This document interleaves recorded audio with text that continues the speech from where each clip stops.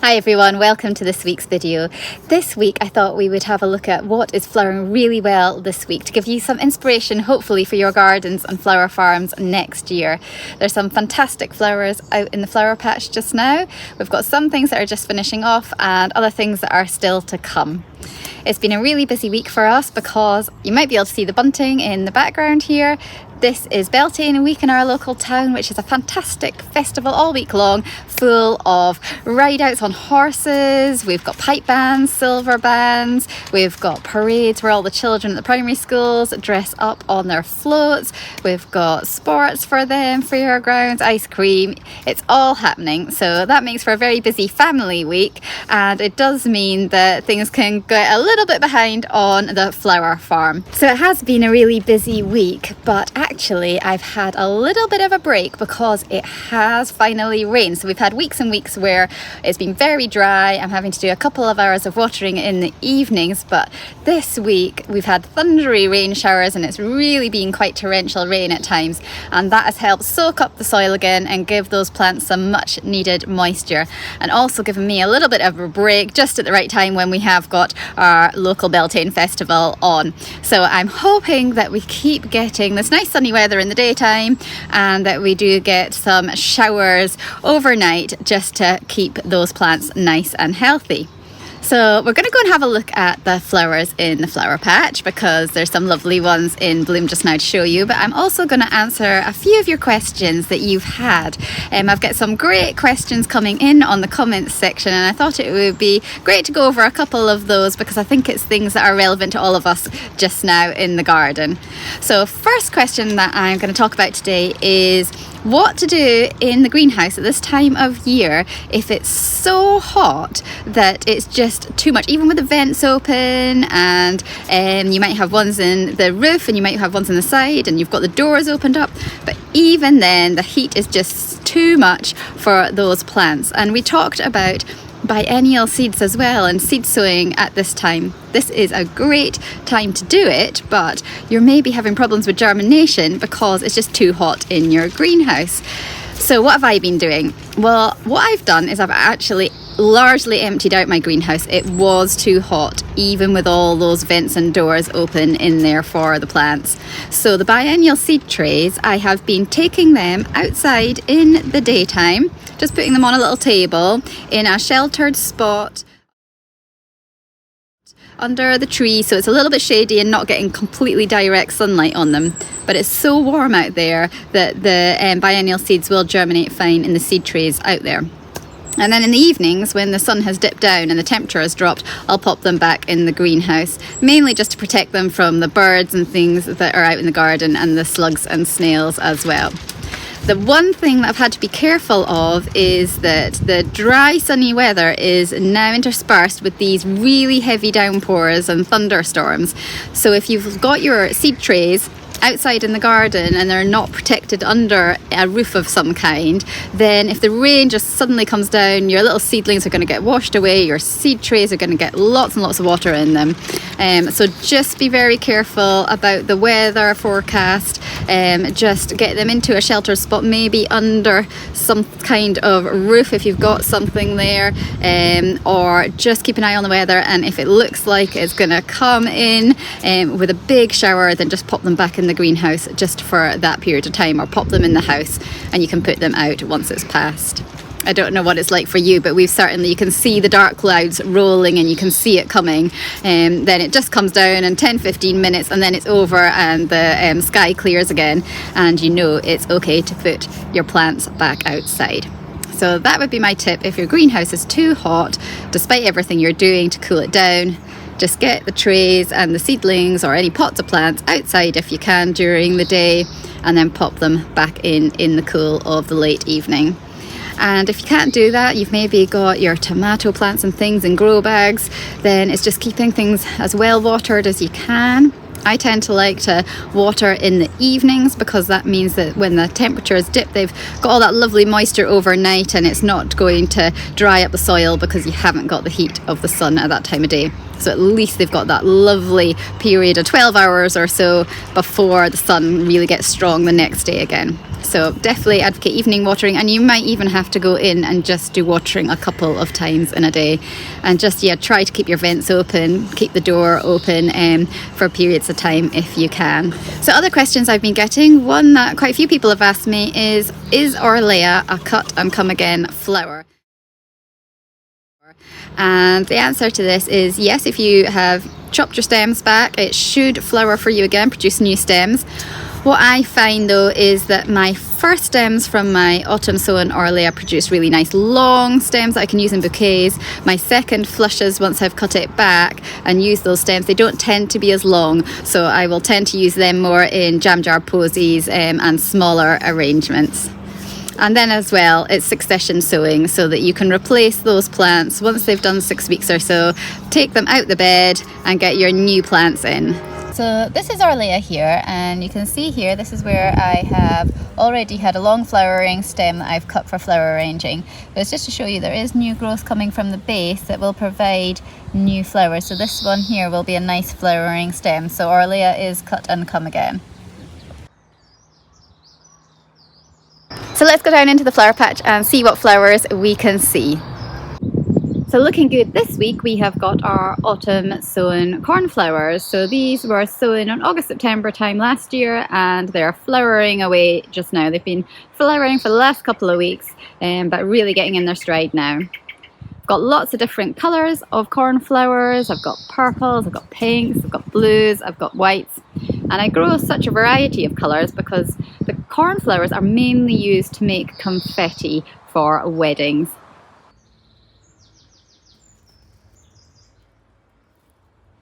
So got some nice pink ones here, and we've got our blue ones.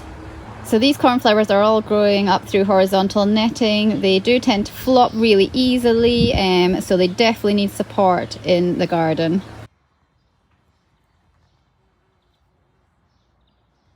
So here we have got our Orlea, and this is flowering stems from a much later sowing. So this was an early March one, and they are very beautiful, but the stems are much smaller than the autumn sown ones, much shorter. So if you want those really long stems for Orlea, it's definitely worth trying to sow some in the autumn and overwintering them. And then the succession sowings, they're providing some lovely flowers, but really just great if you want to make smaller arrangements. Calendula are flowering now. This is a variety called Sunset Buff. I use calendula a bit in flower arrangement, but I actually use a lot of it for confetti as well. So cornflowers, calendula, larkspur, rose petals, they'll all go into my confetti.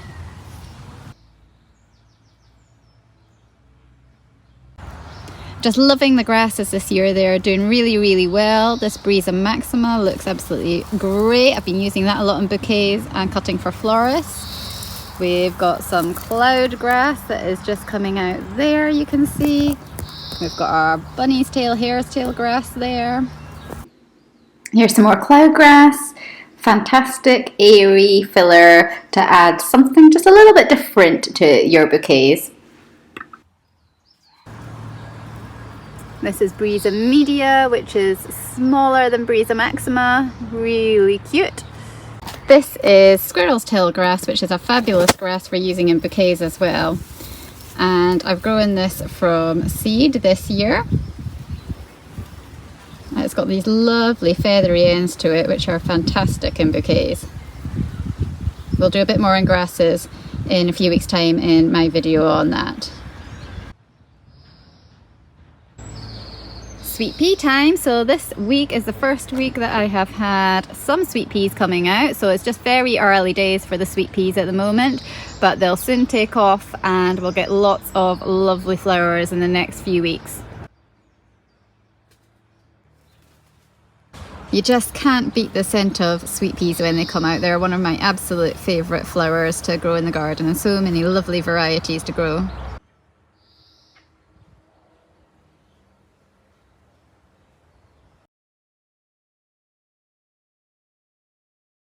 This is Cynoglossum that's flowering away this week. They're lovely blue flowers that you can see here. So lots of little flowers on branching stems, Look great in flower arranging, a little bit like forget-me-nots, but such a lovely vivid blue colour. So if you're looking for a blue coloured flower, Cyanoglossom is the one for you. This is an annual that I grow from seed. These are actually overwintered ones, so these were sown in autumn last year and we did manage to get them through the winter, so they are fairly robust as well. So Salvia viris is a fantastic annual flower to grow, and these were done from a late winter sowing this year, so started off late February, early March time, planted out in March. They're hardy annuals, so they don't mind a little bit of cool weather then. And then they're starting to flower for me now. So just this week they've started to come out and they're just starting to elongate their stems. Fantastic in flower arranging. Hold up really well in water. I also do grow white and pink varieties of these, and this salvia is another one that I'm going to do an individual video on, how to grow it from seed, looking at it the whole way through the process until it's out in the garden and ready to harvest like it is just now. Pollinators love the salvia, and also it's cut and come again like the Orlea, so if you cut the stems back then you should get more stems coming through, making it a long-lasting cut flower to have in your garden. And if you want to try growing it in pots, you can do that as well. Looks really pretty because of this lovely blue colour again. So like the Cyanoglossom, it's just offering you a few different options for blue colours in your garden.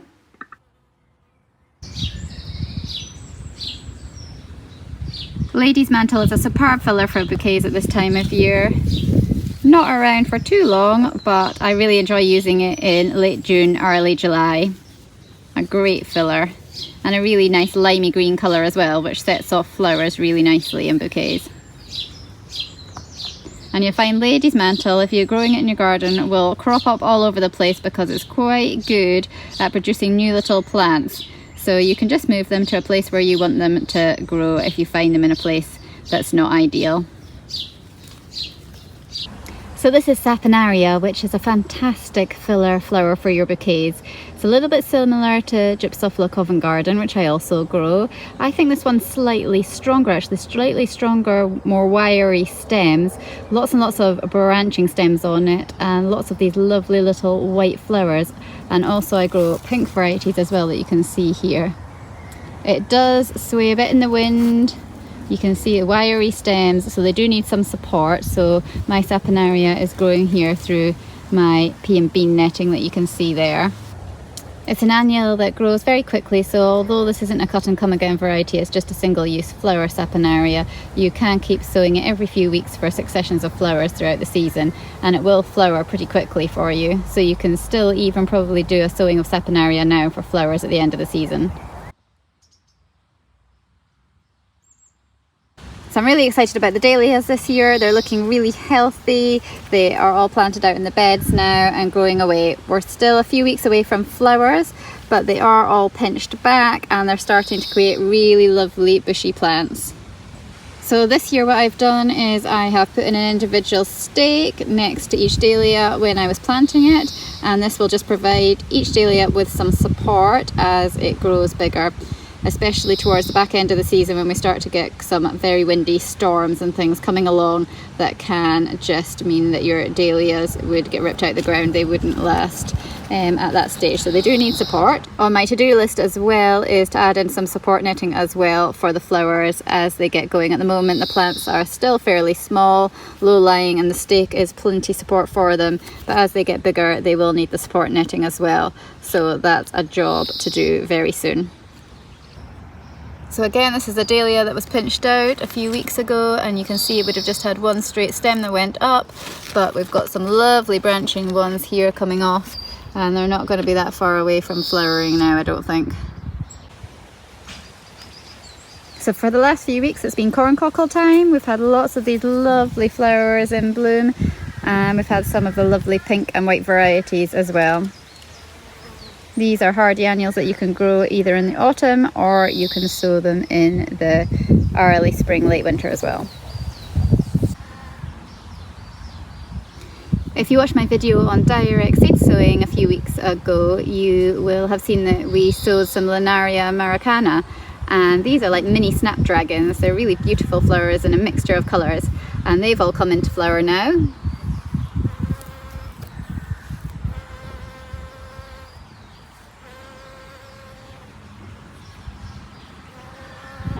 So our Daucus isn't far away from flowering at all. Really love Daucus. I love the strength of its stems for flower arranging.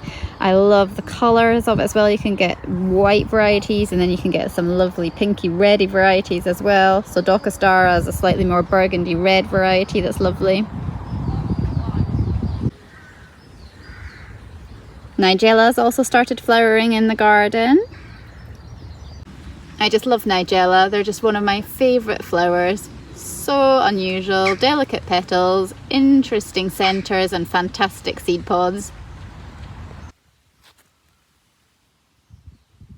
So I don't know if you remember, but in the winter time I lost all my Cerinthe in the freezing weather that we had. So I sowed some more in late winter, around late February time, early March, and it's just starting to come out just now. It's a fantastic filler, really unusual.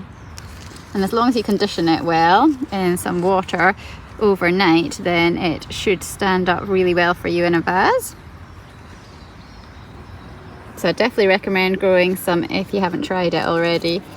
It's a bit like hellebores where the flowers face down the way, so to see their true beauty you just have to lift them up a little bit to look at them. Really pretty. So what other things have we got flowering at the moment? Well, we've got Phacelia. This Phacelia is a second sowing, so the ones that I'd sown in the autumn and overwintered, they have finished flowering now. So you do need to do those succession sowings, because these Phacelia will be finished very soon as well, and then I'll need a new batch on, so it's every few weeks sow more Phacelia. Up in the other flower patch we've got Astrantia still going strong. This has been flowering well for the last couple of weeks. Remember to cut it back once it's finished, and you will hopefully get a second flush in around September time.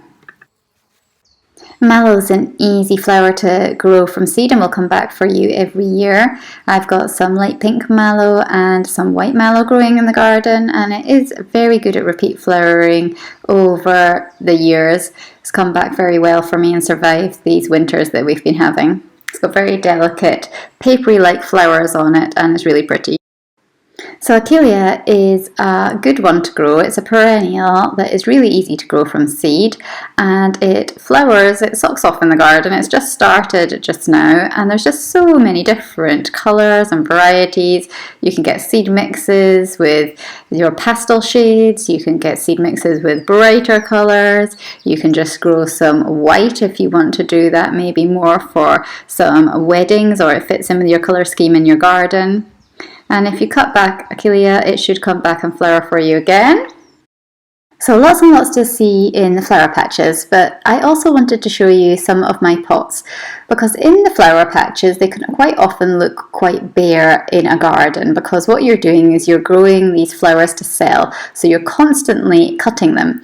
And actually, if I had lots and lots of flowers on the go in my cut flower patch all at one time, then I wouldn't be doing a very good job, because I wouldn't be being able to sell my flowers. So you want to have some in there that are constantly coming into bloom for the florists, but the large majority you want to have sold. So I know that at the moment my garden can look quite green and bare at times, just because I am selling those flowers as they come into bloom. So I do like to have some pots full of nice colour throughout the summer to enjoy. So Robert made this out of some wood that we had, and it's created a really nice planter which I put trailing lobelia in every year, and it looks really pretty. Just wanted to show you these as well. These are my pots at the front door and they're looking lovely. So we've got some trailing lobelia that's in here, we've got some verbena, and we've also got some scented pelargoniums as well here in the back. So they're a really lovely combination to put together in some pots in your garden.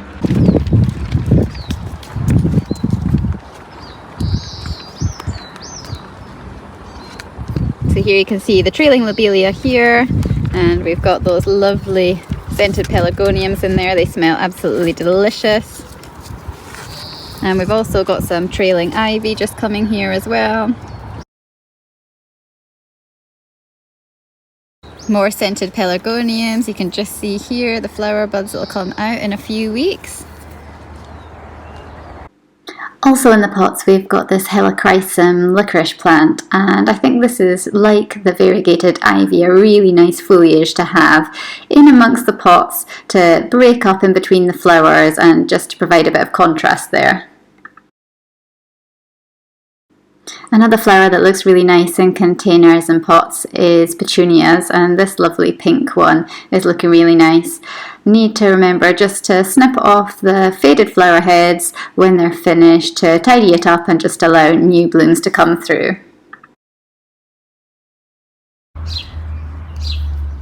So I know this isn't flowers, but I'm really chuffed with these. I've tried to do some family fruit and veg in amongst the flowers in the flower patches, but it's never worked because we haven't had the time to look after it properly, and because they're in amongst flowers, they've just kind of been left to it, and the birds seem to get to the fruit before we do over the last few years. So this year I thought I'm going to take out all of my raspberries and my strawberries and things that are out in the flower patch where they shouldn't really be, and I'm going to try growing them all in pots next to the greenhouse where I can look after them more easily and hopefully get some fruit. So we've got a good crop of strawberries coming now on my pots, which is really exciting. And the first sign of our raspberries to come later in the season as well. And it has worked really well having them up by the greenhouse because I'm remembering to water them. I've got some netting over them so that the birds don't get to them first, and hopefully we'll get a really nice crop of raspberries later on. Got some courgettes growing in pots as well, and some tomatoes in the greenhouse. So in the shade here on my little table, I have got my biennial seed trays outside. So here we've got some honesty that has started to germinate, and we've got some sweet william over here, and you can just see some foxglove starting to germinate there as well. They're the ones that were sown on the surface and not covered because they like to germinate. We've also got some hesperus that's starting to germinate too, and our wallflowers. So all the biennials have been germinating really well, and like I said, they're outside in the daytime on this table in a slightly shady area, and then they go in the greenhouse at night. They could stay out all the time if you like, but I just put them in there for a bit of extra protection away from birds and slugs and snails overnight and get them out in the morning. So we've looked at those biennial seeds. We can see the sweet william is just starting to germinate just now, and you can see here that the sweet william is flowering in the garden, looking lovely. This is sweet william alba here that you can see, and we've got lots more of that coming, so you can just see the little buds starting to whiten there on the top. So thanks very much for watching today's video. I hope you've enjoyed seeing the flowers and got some inspiration for things that you might like to try growing next year. And there's even time still to sow a few of those flower seeds now. So things like your phacelia, Satinaria, your sunflowers, they can all still be sown now, probably directly outside, and they will give you flowers at the very end of the growing season this year. So things like our irises and our alliums and our ranunculus, they are all coming to an end now for the season. And I'm looking forward to seeing things like the dahlias come out and the cosmos in the next few weeks. That's going to be exciting, and they are looking really good now. So I'm hoping for a really good crop of flowers this year. If you're enjoying my videos, please do like and subscribe to my channel. It's great to have you along. I love sharing the information with you and also hearing all about your gardens and your growing experiences every season and how you're getting on. So please do join up. It's free to do so, and you can just keep up to date then with any videos that are coming out. I'm gonna hopefully manage to keep these videos going over the summer holidays, but we'll see how it goes. It might be that we get them out some weeks, and then other weeks with the kids off school it might be that little bit more difficult, as I have spent some time with my family as well. But do keep tuned, there is lots still to come. I've got lots more of those mini series on individual flowers to come as well, so that's something to look forward to over the next few months.